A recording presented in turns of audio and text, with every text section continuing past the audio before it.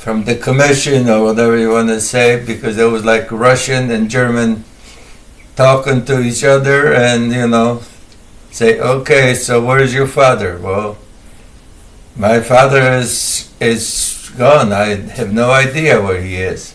Okay, so this Russian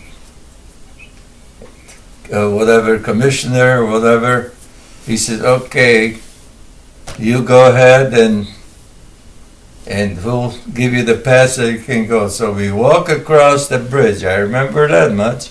We walk across the bridge on the Seine River, which was the temporary border line between German and Russians.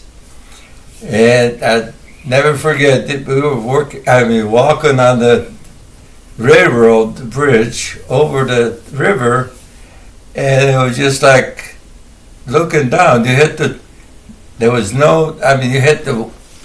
go across the railroad ties. So if you miss it, you probably go right down to the river. So I asked because it was just like a Russians escorting you to the middle of the bridge, and then the Germans took over. So they escorted us to the other half, and then from there on, they took us to the common, bath. Everybody got the bath clean, and because they were afraid, because they had lies and everything, whatever, there was war. So then we wound up by my uncle. Uncle had a farm, so he took us in. So we spent a good amount of time with him. And then war stopped. Then we tried to get to some information about the father. So they found out, Red Cross found out that he is in England. So we tried to go to the British embassy in Poland, and they said nobody's leaving Poland to no England or America or nowhere. We had the hand things, just a few to go and pretend like we'd go in some place, not to the last station in Poland, because that would be suspicious.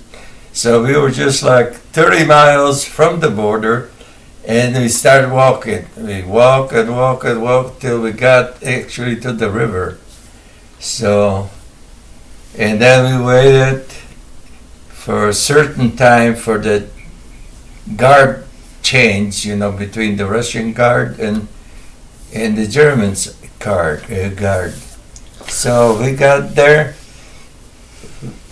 right through the river, up to my head, and my mother and my sister were just like bouncing, floating up, just to get through. So we got, from Polish side there was like a forest, and from the German, East Germany side, it was a town of force. They're waiting for the proper documentation and everything, so everything from there on was legal. It was going through. So from there on, we got on the train, because back then they allow you going on the train, so they going on the train, and we wound up on the British side of the occupation, Germany. So we spent there from December to, in Berlin for 1 month, and then we spent till about May or June, and then we were going to embassy a few times to get finalize the paper and everything. So we were legally immigrating to USA. But being that at the same time the Korean War started in in July, I believe, in 1950. Yeah, that would be 1950 because we left 49-50. So 1950, being that the war started in July, I don't know exactly what time. So the passage that we were paid for and everything